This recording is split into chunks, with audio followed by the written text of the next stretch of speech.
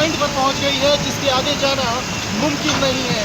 ये वही जगह है जो उत्तरकाशी हेडक्वार्टर से करीब 15 किलोमीटर आगे बन रही है। इसके आगे जो रास्ता है वो बिल्कुल टूट चुका है। हमारे जो साथी हैं हम आपको दिखाएंगे कि ये रास्ता किस कदर डैमेज है। और ये भागीरथी नदी है और इसके साथ में ये पूरा रास्ता आगे जो आपको बैंड दिखाई दे रहा है, यहाँ से पूरी की पूरी सड़क बह गई है। आगे जाने का कोई रास्ता नहीं है। जेसीबी यहाँ काम कर रही है।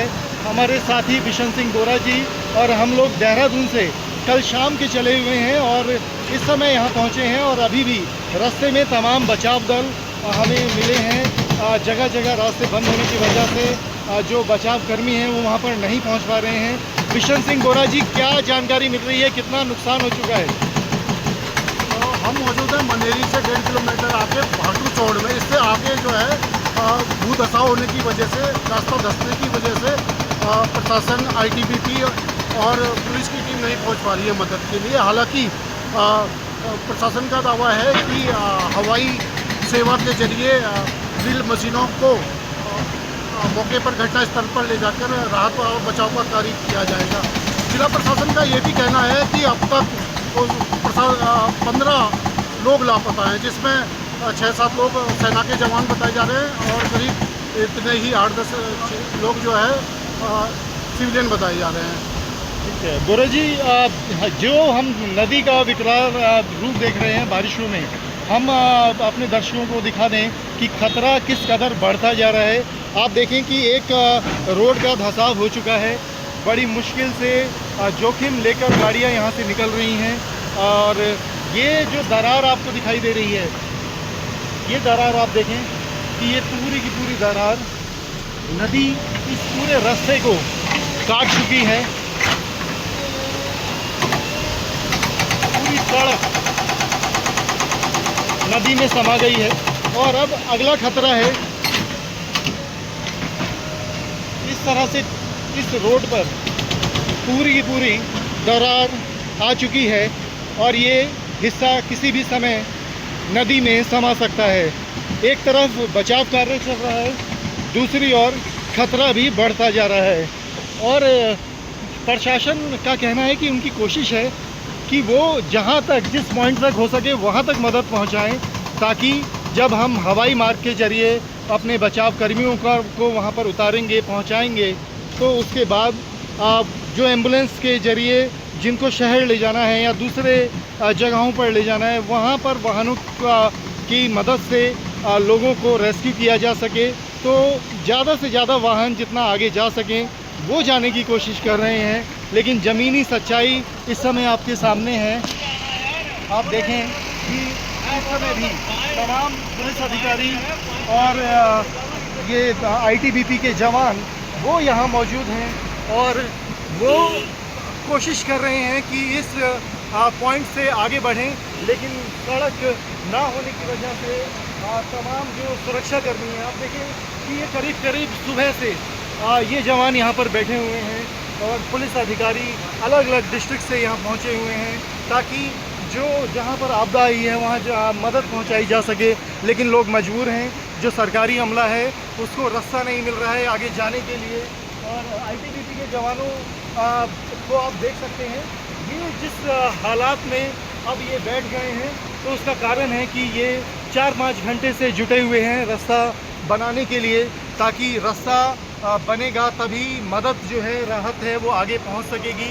इस समय जो सबसे बड़ी रणनीति बनाई जा रही है प्रशासन की ओर से, वो है कि जो हवाई मार्ग है, क्योंकि बारिश बंद हो गई है, चिनूक हेलीकॉप्टर है, सेना के हेलीकॉप्टर हैं, उनके जरिए उत्तरकाशी हेडक्वार्टर से जो बचाव कर्मी हैं, जो एनडीआरएफ के जवान हैं, जो मशीनरी है, जो ड्रिल मशीनें हैं, जो राहत सामग्री है, उसे हेलीकॉप्टर में लोड करके उस धराली गांव में पहुंचाया जाए। हम आपको बता दें कि इस समय मुनारी में जहां मौजूद है, वहां से उत्तरकाशी का जो हेडक्वार्टर है वो 15 किलोमीटर दूर है और जो धराली गांव है वो करीब 60 से 70 किलोमीटर आगे बताया जा रहा है, लेकिन वहां तक पहुंचना मुमकिन नहीं है। ये वो पहला पॉइंट है जहां से रास्ता ही ख़त्म हो गया है मुनारी में। इसके आगे एक पुल है, वो पूरा का पूरा बह चुका है और 6-7 पॉइंट ऐसे हैं जहां रास्ता बिल्कुल भी नहीं है। तो प्रशासन को ये समझ में आ गया है कि सड़क मार्ग से धराली गांव तक नहीं पहुंचा जा सकता, इसलिए हवाई मार्ग के जरिए मदद पहुंचाने और रेस्क्यू करने की रणनीति तैयार की गई है। हालांकि कोशिश की जा रही है कि जहां तक अधिक से अधिक वाहन पहुंच सकें वहां तक रास्ता तैयार किया जाए। तो आईटीबीपी के जवान तैयार हैं, जो हमारा अग्निशमन दल है, जो एनडीआरएफ है, ये तमाम जो रेस्क्यू टीमें हैं, इनके काफ़िले अलग अलग पॉइंट्स पर रुके हुए हैं। बहुत सारा जो अभी हमारे सामने गढ़वाल कमिश्नर और आईजी, इनका जो काफ़िला आया वो भी यहाँ से वापस लौट कर गया और वो जनपद हेडक्वार्टर में रुका हुआ है और आगे की रणनीति तैयार की जा रही है। आप amarujala.com पर नज़र बनाए रखिए। धराली हादसे से जुड़े हर एक अपडेट के बारे में हम आपको ग्राउंड रिपोर्ट दे रहे हैं। ग्राउंड जीरो पर मौजूद हैं, जहां से जो ज़मीनी हकीकत है वो हमें पता चल रही है कि कितना मुश्किल है इस मौसम में बचाव कार्य करना, वो भी ऐसे समय में जब एक तरफ बड़ी संख्या में लोग लापता हैं जिन्हें मदद की ज़रूरत है और दूसरी ओर वहां तक मदद पहुंचाना मुमकिन नहीं है।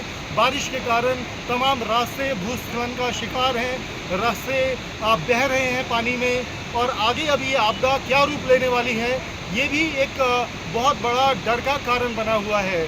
मैं अवनीश चौधरी पेशन सिंह बोरा जी के साथ मनारी से, और हम जल्द कोशिश करेंगे कि हम इससे आगे का अपडेट आपको देते रहें।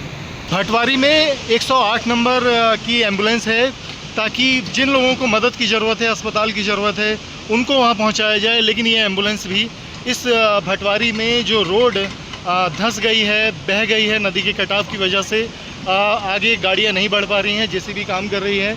एम्बुलेंस कर्मी हैं, उनसे बात करते हैं। क्या नाम है आपका? ऋतिक।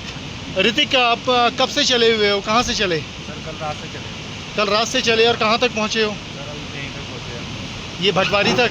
और यहाँ कितनी देर हो गई आपको रुके हुए? चलिए 4-5 घंटे हो गए यहाँ पर।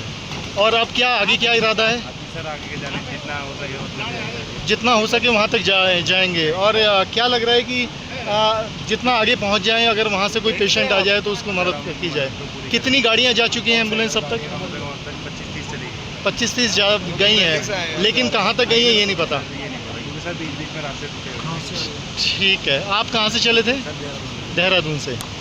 अगर आप ये वीडियो YouTube पर देख रहे हैं तो हमारे चैनल को सब्सक्राइब कर बेल आइकन दबाएं और Facebook पर देख रहे हैं तो हमारे पेज को लाइक करें।